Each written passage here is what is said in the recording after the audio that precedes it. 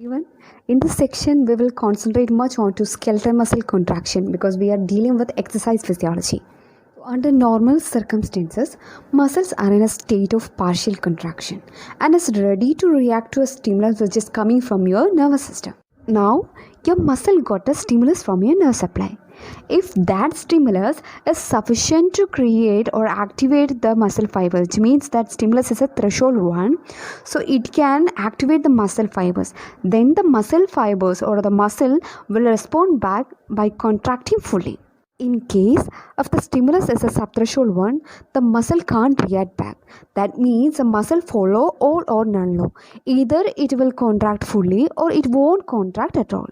Now let's see what happens when the muscle contracts.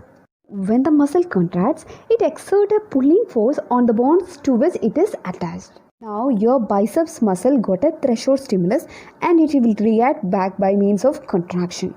So the biceps muscle, it has the origin end from the scapula, right? It will be like a stationary one and the insertion end will be the moving one.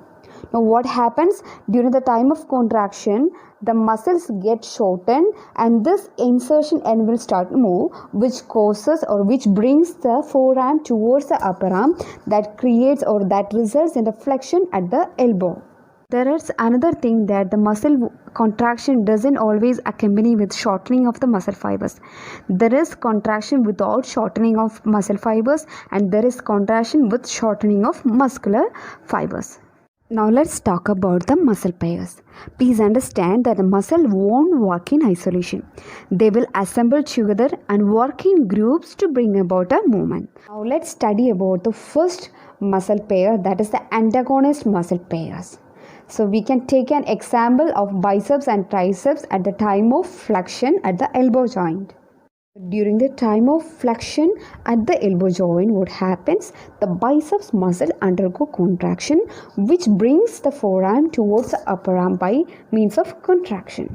So at that same time, the triceps undergo relaxation. So whenever biceps undergo contraction, the triceps will be relaxing. This enables the complete flexion at the elbow joint. It happens during the time of extension. The triceps undergo contraction and the biceps undergo relaxation. So these muscle pairs work in opposite manner. So whenever one contract, the other one will be relaxing. So that means the one which is contracting, we will call it as the agonist muscle, and the one which is opposing that movement by relaxation, that is the antagonistic muscle pairs. There are other pairs too, like synergist and fixator muscle. The synergist are muscles which help the agonist to bring about a movement. The other one is the fixator muscle. As the name implicates, it fixes the joint and stops unwanted movements of the joint. Let's talk about the different muscle fiber types.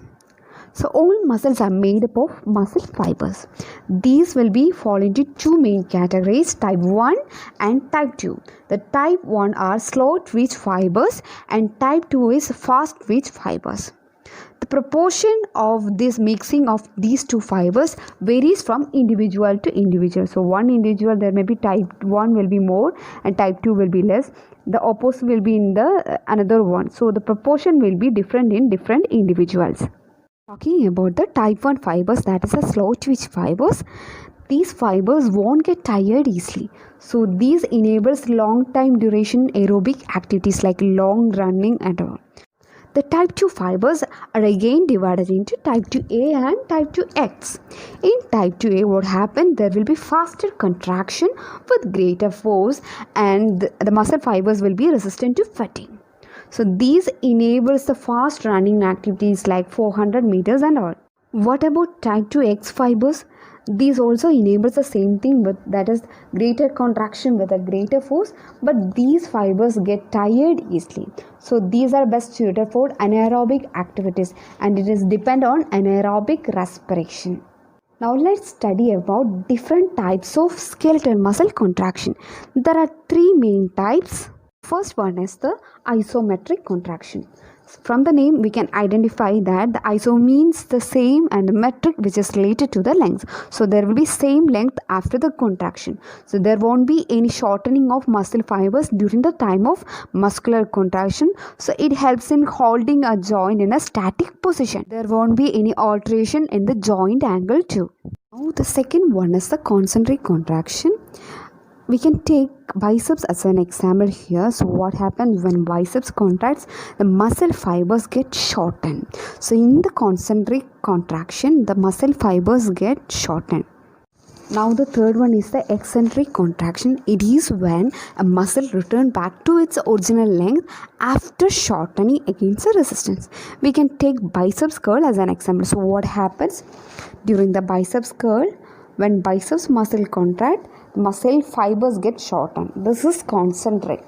This is concentric contraction. So whenever it returns back to its original length, it is like a controlled lowering of your arm, right?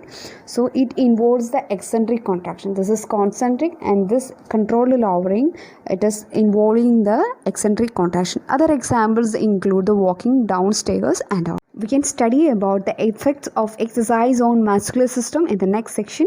Thank you for watching.